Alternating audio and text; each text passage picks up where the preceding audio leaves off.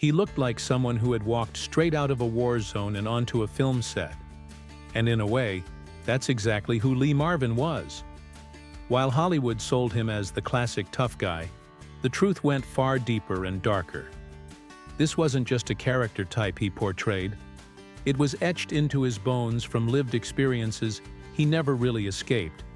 He wasn't just playing the soldier, he was one, shattered by real combat, with the scars to prove it. And behind that grizzled silver hair and emotionless glare was a man trying to outrun his own demons. Through fame, through whiskey, through roles that mirrored the chaos he carried inside. Long before the movie sets and the red carpets, Marvin was a reckless teenager with a sharp edge, one that got him kicked out of multiple schools and into a life that defied structure. One notorious incident even had him throwing a classmate out a second-story window, a moment that foreshadowed the volatility he would carry into adulthood. But what turned this rebellious young man into a walking war zone was the Pacific theater of World War II. At just 18, he enlisted in the Marines and found himself face-to-face with death in one of the war's bloodiest campaigns. Shot in the back during the Battle of Saipan, he was left with a wound so severe that walking again seemed impossible. His platoon was nearly wiped out. That trauma never really healed. Not emotionally and not physically. Even after he left the battlefield, the war never left him. The rage, the pain, the survival instincts, they all lived just beneath the surface. It was this raw intensity that unexpectedly launched his acting career. One chance encounter while fixing a toilet backstage led to a role on stage, and Marvin discovered that acting gave him a strange sort of peace. But his path to Hollywood wasn't golden. It was grit and grit alone. He slept in budget apartments, took bit parts in forgettable films, and fought tooth and nail for every frame of screen time. But he brought something no other actor had: real violence, real war, and a presence that didn't have to be faked. He wasn't acting when he looked like he'd seen things most men couldn't imagine. He had. That authenticity made him magnetic. In The Big Heat, when he scalded a woman with coffee, the audience winced. Not because of the special effects, but because of the cold detachment in his eyes. In The Wild One, acting opposite Marlon Brando, Marvin didn't just hold his own. He stole the scene. Playing a biker gang leader named Chino, Marvin radiated danger so convincingly that he made Brando seem tame by comparison. His gang, ironically named the Beatles, may have had limited screen time, but Marvin's presence lingered long after the credits rolled. And just as his momentum was building, M Squad launched him into living rooms across America. For 3 seasons, he was Detective Frank Ballinger, tough, cynical, and unmistakable. His gravelly voice and silver mane became iconic. It wasn't just television fame, it was cultural permanence. Yet, it wasn't enough. Marvin craved more than just small-screen notoriety. He wanted to matter in Hollywood. And he got his chance in The Killers, a project so violent that it was pulled from television and pushed into theaters. That gamble paid off. Critics praised his chilling calm as a hitman. And suddenly, Marvin wasn't just a supporting actor anymore. He was a force. That performance earned him a BAFTA and helped cement his transition into leading man territory. Then came the unexpected twist: Cat Ballou. No one thought Lee Marvin, the intense war-hardened anti-hero, could pull off comedy. But he did, and brilliantly. Playing both a drunken gunfighter and a villain with no nose, he delivered a performance so wild and unforgettable that it earned him an Oscar. That scene where he and his horse both lean drunkenly against a building? Iconic. And it worked because Marvin didn't pretend to be funny. He just was, in his own gruff way. But even as he climbed higher, the cracks were widening behind the scenes. His drinking had escalated to destructive levels. He was blowing through fortunes, wrecking relationships, and stirring chaos on set. He punched actors, challenged directors, and once threatened to kill a co-star during a fit of rage. The Hollywood machine worked overtime to keep his behavior under wraps, but Marvin was spiraling, and fast. Yet somehow, he still delivered. In Paint Your Wagon, he did the unthinkable. He sang. His off-key, gravel-coated rendition of Wand'rin' Star should have flopped. But instead, it soared to #1 in the UK, even knocking the Beatles off the top spot. The man people said couldn't carry a tune suddenly had a chart-topping single. It was the kind of success story only Marvin could write. Rough, unexpected, and unforgettable. And when he starred in Point Blank, everything changed again. This time, Marvin wasn't just the lead. He controlled the creative direction. He picked the director, shaped the story, and negotiated a $1 million paycheck, an astronomical figure for the time. This was a man who knew his worth and wasn't afraid to demand it. The film's unique style, with its flashbacks and stark violence, became a cult classic and was eventually preserved by the Library of Congress. Marvin had done what few ever manage. He turned his pain into power. Off-screen, his financial habits were as explosive as his career. He earned millions, but spent it with equal abandon. Luxury homes in Beverly Hills and Arizona, exotic cars like the Jaguar E-Type and a custom Lincoln Continental, and even a private jet were all part of his sprawling lifestyle. But the same recklessness that made him magnetic on screen drove him into repeated financial chaos. Business ventures came and went, some successful, like his stake in a small film production outfit, and others disasters, such as an ill-fated attempt at a restaurant chain. He took out multiple insurance policies to protect his health and assets, especially after a drunken fall in the late 70s raised alarm bells with insurers. Still, he kept living large, sometimes too large. His love for vintage Rolex watches and high-end firearms were just a few examples of his expensive tastes. Marvin was both careful and careless with money. He insured everything, but he also drank away more than most people earn in a lifetime. One lesson from his financial journey? Wealth doesn't mean security, especially if it's used as a bandage for deeper wounds. By the time he was cast in Gorky Park, Marvin's health was in free fall. Arthritis, breathing issues, and chronic pain were constants, yet he still insisted on performing his own fight scenes. One brutal encounter left him with 2 broken ribs, and yet he returned to set, oxygen tank nearby. Finland's frozen landscape doubled for Russia, and Marvin's crumbling body fought through -20-degree temperatures. He had been slated for the lead role, but his physical condition forced him into a supporting one. Despite the limitations, critics praised him.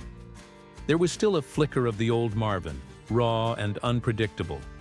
But Marvin's volatility wasn't always respected. It was often feared. On the set of The Professionals, Burt Lancaster nearly tossed him off a cliff, fed up with his drunken antics.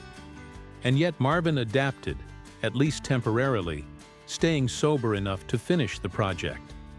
Another time on Point Blank, he punched a fellow actor in the gut, testing his grit.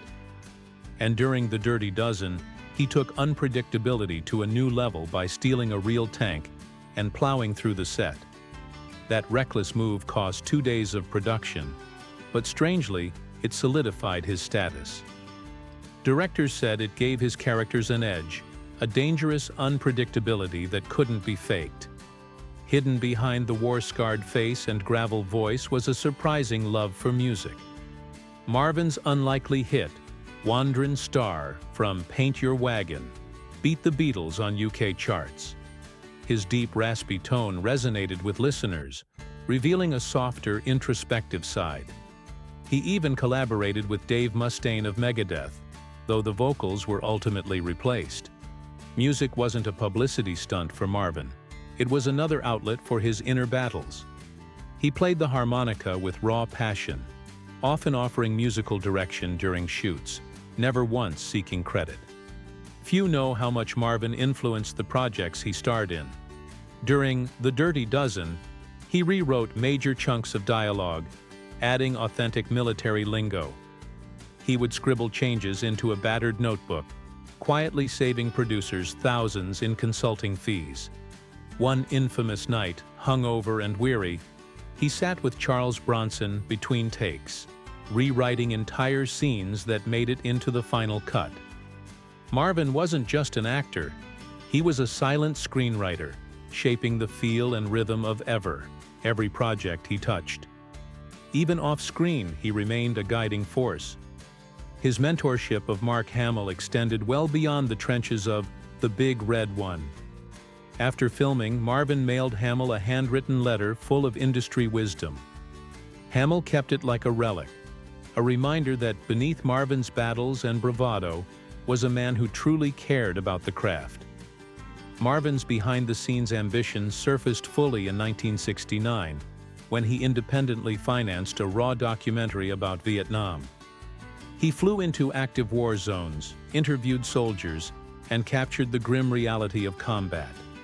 The result was a film so honest that U.S. authorities deemed it potentially demoralizing and blocked its release. It vanished into obscurity, whispered about among those who had seen it privately. To this day, it's considered a lost masterpiece, possibly Marvin's most authentic work. Behind the legend was a man struggling with deep psychological wounds. Serving as a scout sniper in the Pacific Theater, Marvin was wounded in Saipan. Shrapnel stayed lodged in his body for life, but the emotional damage ran deeper. Diagnosed too late, what we now know as PTSD consumed him. Alcohol was his armor, his escape, and his chain. He tried to quit repeatedly, driven by guilt and a desire to stay clean for his wives, first Betty, then later Michelle Triola. But as the pattern repeated, his reputation darkened. Some producers believed alcohol fueled his genius. Others saw it as a liability. Michelle witnessed the worst of it. During the later years of their relationship, Marvin no longer pretended to quit. Yet despite all this, Marvin's financial standing remained surprisingly strong. At the peak of his career in the 1960s and 70s, he earned between $250,000 to $500,000 per film, huge sums for the time. By the late 80s, Marvin's estimated net worth hovered around $8 million. Adjusted for today, that would exceed $20 million. Much of this was reinvested into real estate and classic cars. Marvin owned properties in Arizona and California, including a coastal estate in Tucson valued then at over $1 million. Today, that property alone would be worth north of $6 million.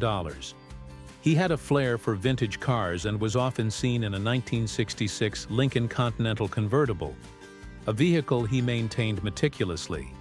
He also owned a Shelby Cobra, which he kept long after filming The Killers, considering it a good luck charm. Marvin didn't indulge in watches often, but when he did, he chose pieces like the Rolex Submariner and Omega Seamaster, rugged, dependable, military-inspired timepieces that mirrored his personality. He never owned a private jet, but he frequently chartered them when moving between sets, particularly in his final years, where travel comfort became a necessity due to health. Just as his health declined, a legal storm exploded. His ex-girlfriend, Michelle Triola, whom he had lived with for 6 years, sued him for $1.8 million, half of what he earned during their relationship. They had never married, but Michelle claimed they shared a life like husband and wife. Her case became national news. Her attorney introduced the term palimony, alimony for unmarried couples. Initially, the court scoffed. California had abolished common law marriage in 1895. But in a stunning turn in 1976, the California Supreme Court ruled that Michelle had the right to sue. That opened the floodgates. Thousands of similar cases soon emerged across the country. Michelle even adopted Marvin's last name, claiming they had joint bank accounts, and that Lee once told her, "What I have is yours." When the trial began in 1979, it captivated the country. Each day, the courtroom overflowed with spectators and reporters. Michelle told the court she had been pregnant 3 times with Marvin's children. 2 ended in abortion, 1 allegedly at his urging, and 1 ended in miscarriage. She claimed a botched abortion left her unable to have children. She showed love letters, said he had proposed twice, and painted a picture of a shared future Marvin had promised. But Marvin countered with brutal detachment. He denied ever loving her, promising her anything, or even wanting her name. He sneered that she should have taken a more famous last name like Cooper, referencing Gary Cooper. After an exhausting 11-week trial, the judge ruled against Michelle. She had no legal claim to Marvin's earnings. However, she was awarded $14,000 for rehabilitation, based on her previous earnings as a singer. Michelle still called it a win. So did Marvin. Outside the courthouse, she declared, "If a man wants to leave his toothbrush at my house, he better bloody well marry me." Marvin, meanwhile, mocked the whole spectacle, telling the press, "Even I lied." The comment drew attention. Some wondered if it amounted to perjury. But no charges followed. In 1981, the courts revoked even the $14,000 award, leaving Michelle with nothing. Still, the case changed U.S. law. Palimony became a recognized legal concept. It drew late-night jokes, but also set a precedent that courts still cite today. Michelle moved on. She spent the next 3 decades with actor Dick Van Dyke until her death in 2009. But Marvin's career never truly recovered. His personal battles and the media circus had scarred his reputation. His final film role was in 1986's The Delta Force, opposite Chuck Norris. Once known for his fierce presence, Marvin appeared tired and depleted. The action-packed role demanded vitality, but Marvin looked and felt like a man out of time. He was just 63, yet his body was breaking down. Chronic stomach pain plagued him. Doctors diagnosed an inflamed colon, but it hinted at deeper troubles. The film premiered in February 1986, a faint echo of Marvin's former glory. Later that year, his health took a sharper turn. While at his Arizona ranch, he experienced excruciating pain.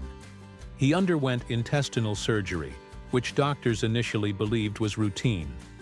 No one suspected cancer, but tests revealed he had contracted valley fever, a rare fungal infection found in the American Southwest.